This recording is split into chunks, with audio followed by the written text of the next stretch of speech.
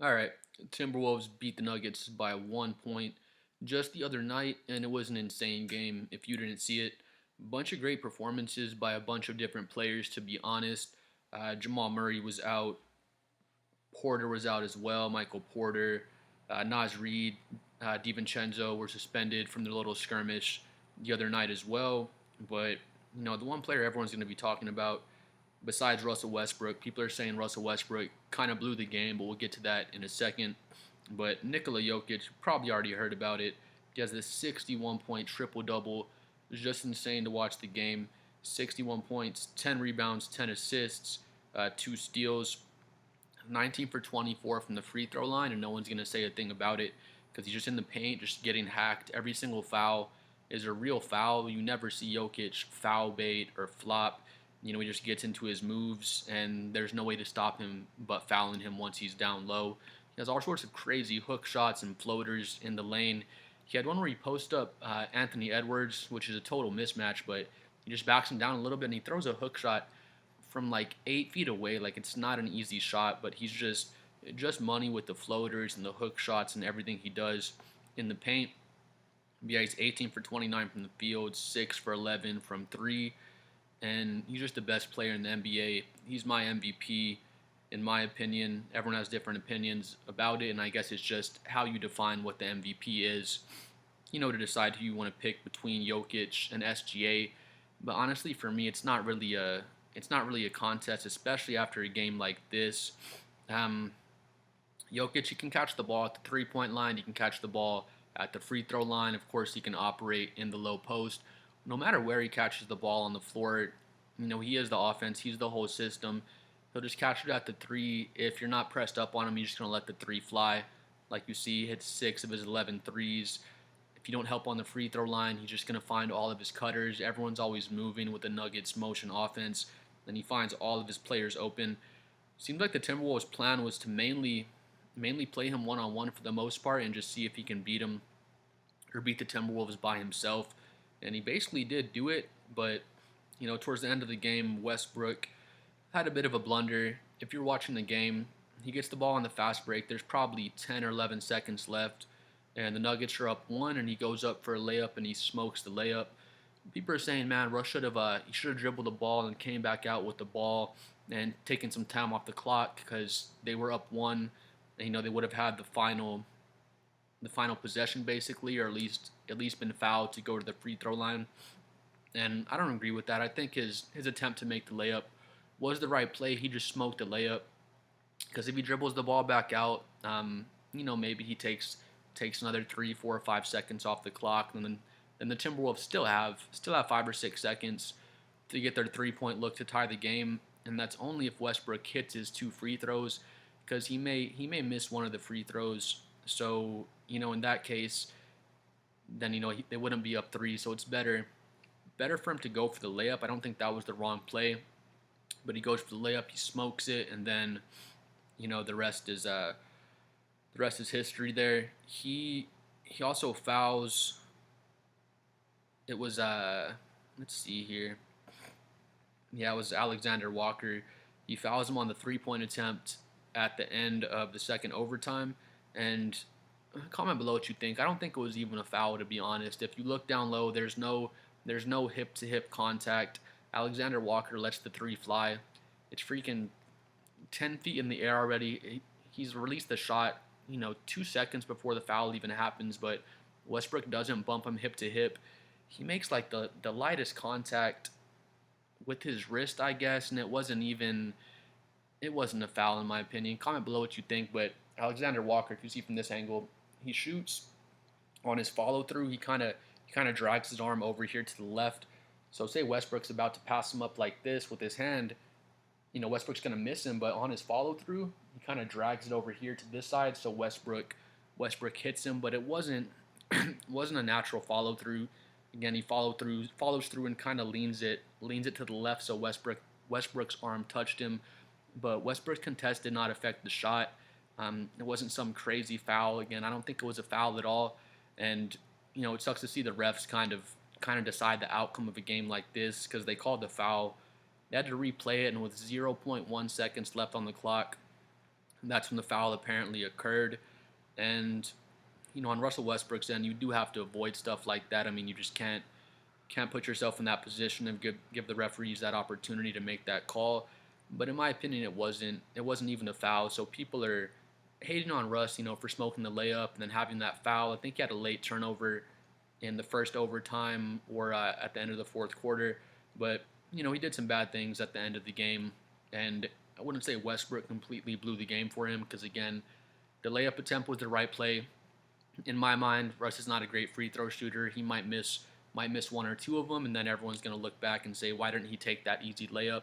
He just happened to smoke it, and then, again, just a super ticky-tack foul on Alexander Walker at the end. And it's so frustrating because you see him play so physical for the entire game. There's stuff like that happening all game, and it's not getting called because it's such soft fouls. But yeah, Alexander Walker just follows through weird, leans his arm to the left, so Westbrook kind of makes the most minute contact with him, and then Alexander Walker falls down like a sniper hit him, like all the shooters do these days. And then referees call the foul, and he hits two of the free throws and gives the Timberwolves the lead and the win. But back to Jokic though, the 61-point triple double, 18 for 29 from the field, just insane. I was watching Stephen A. Smith talk about the performance, and he goes, "Oh, Jokic is great. That was an awesome performance." But this brother Anthony Edwards, we got to talk about Anthony Edwards. I'm not going to let y'all ignore what he did or things like that. And Stephen A. is just such a foreign player hater. I don't know what it is. Anthony Edwards was amazing. I think he scored 13 points in the third quarter or the fourth quarter. I mean, if you were watching the game, you can just feel him taking over. He hits back-to-back threes. I think he hits a pullback jumper that was really nasty. But at the end of the game, he puts up 34 points, 10 rebounds, 8 assists, 12 for 25 from the field, and 5 for 15 from three, which just is not good from three. 12 for 25, it's not too bad, but 25 shots to get 34 points is not really good efficiency either, even though he was just below 50% from the field. But yeah, amazing game from Ant-Man, not to take anything away from Anthony Edwards because he had an amazing game as well. I know Gordon played very well. Julius Randle with the 26, 9 and 7. Aaron Gordon had 30 as well. He walked into a three. I think it was the end of the fourth quarter, and he just knocks down a huge three in the transition. So Gordon played great. But even with all these great performances, Nikola Jokic just overshadows everybody. So frustrating with the media, especially Stephen A. Smith, Shaquille O'Neal. I'm going to get into him in a second as well. But yeah, Stephen A. Smith talks about Jokic's 61-point triple-double. Only the third time in NBA history someone's had a 60-point triple-double, and Stephen A. just talks about it like he had a 10, 10, and 10 game. Just, hey, that was a good performance by Jokic, but did y'all see Anthony Edwards just pivots away from Jokic as fast as he can to make sure he doesn't have to say anything positive about him, to be honest. And again, Anthony Edwards was amazing, so it's not to take away from Anthony Edwards. But getting into the MVP race as well, they're always talking about SGA. SGA is doing things that we've never seen since Michael Jordan. This and this since Michael Jordan. Nikola Jokic is doing things that we haven't seen since ever. 30, 20, and 20 game. He had that 30 points, 20 rebounds, 20 assists, triple-double. It's probably one of the best games I've ever seen in my whole life. This one's one of the best games I've ever seen in my whole life as well. A 60-point triple-double, which it hasn't never been seen before, but he's only the third player to ever do that. So it's just insane with the narrative for the MVP. Not to take away from SGA. SGA is amazing, but it almost seems like a your turn, my turn. Oh, this guy hasn't got an MVP. He's been playing good this season. Let's give him a participation award. In my opinion, I don't know how you define your MVP. If it's all about the team record and team success, then of course you have to go with SGA, with the Thunder being so far ahead of everybody in the standings. But it doesn't make any sense to me.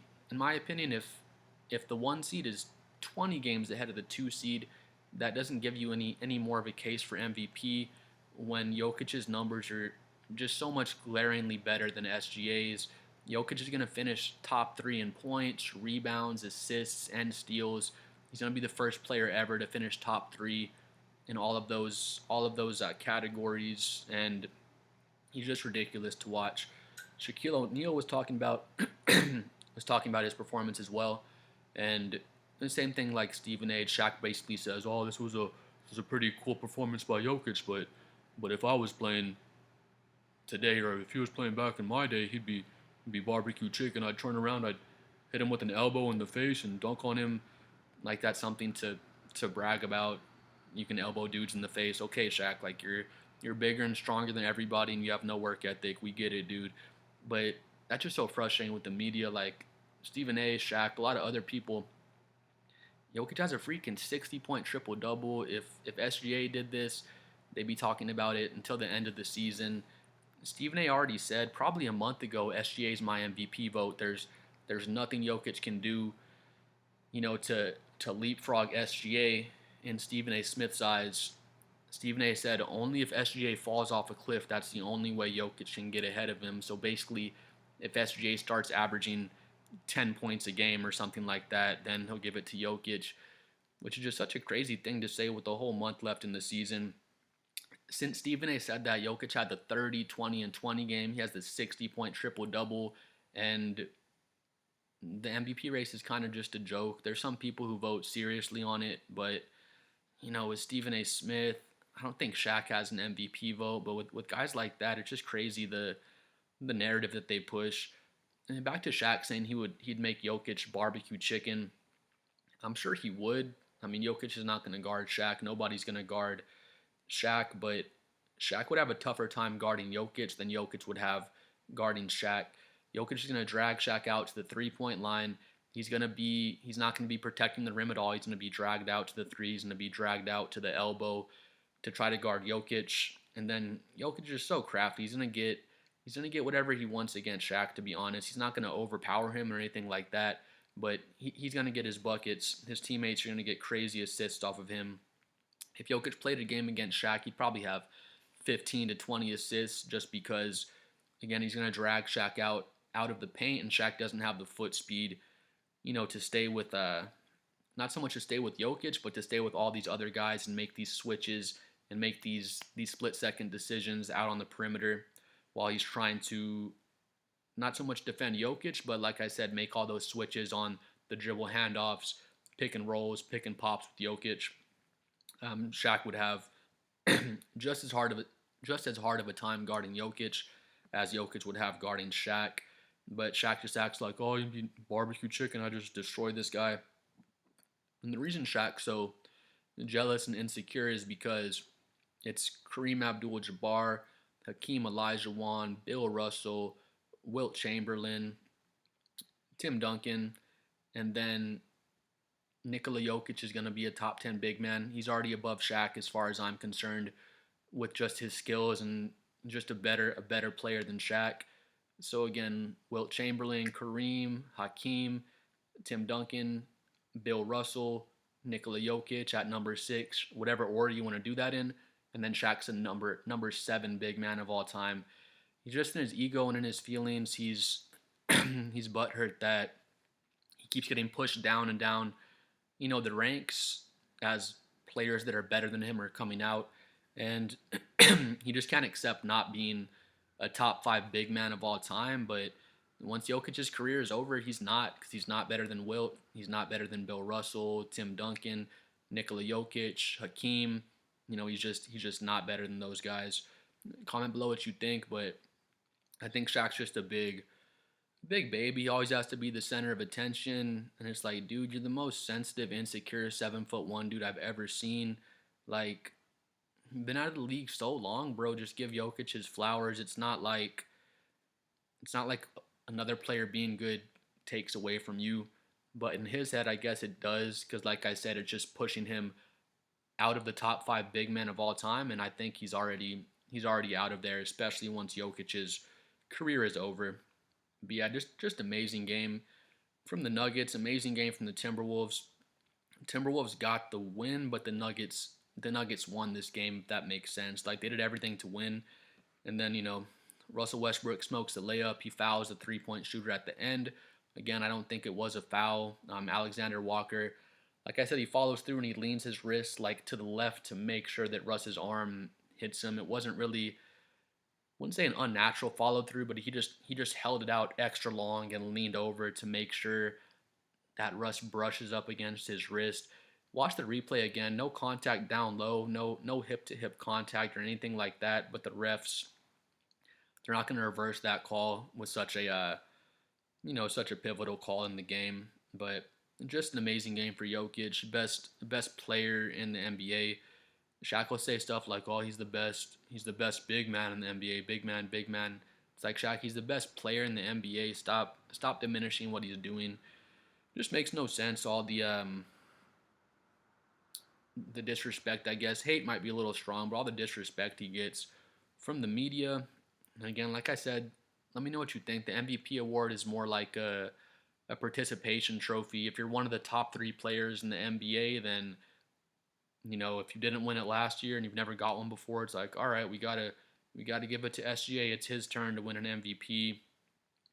Almost like whenever Derrick Rose won his MVP. I forgot exactly the season was when Derrick Rose won, but LeBron was way better than him stats wise. His team was, I think the Chicago Bulls had a better record than the Cavaliers that year, or it was actually the Heat that year. But Derrick Rose, they just had to give him the MVP because, like I said, just a narrative thing more than anything, which it shouldn't be. But you know, people make the point Michael Jordan was the best player in the NBA. Every season he's been in the NBA, I mean, LeBron James was the best player in the NBA at least 8 years in a row. So, you can't just give it to the best player every single season because then, I guess one player will have 10 MVPs. LeBron would already have, 8 to 10 of them. Jokic he would definitely be getting his fourth, if you're just voting for the best player in the NBA. But people like to see parity and like to see it get mixed up a little bit. But I do think it's gonna basically be a robbery for Jokic not to win this year, and I'm 99% sure that he's not gonna win. And just with the way, with the way all the voters are acting, with the narrative out there to give it to SGA, but it just makes no sense to me. Just his stats this season. Again, he's gonna be the first player ever to finish top 3 in points, rebounds, assists, steals. He had a 60-point triple double. He had a 30-point, 20 rebound, 20 assist game. He's better than Shea in all the stats except for scoring. He's better than Shea in all the advanced stats. He's better than Shea in all the advanced stats as well. SGA is a better defender, but SGA is not the best defender on his team. Jalen Williams, Lou Dort, Chet Holmgren are all better defenders than SGA.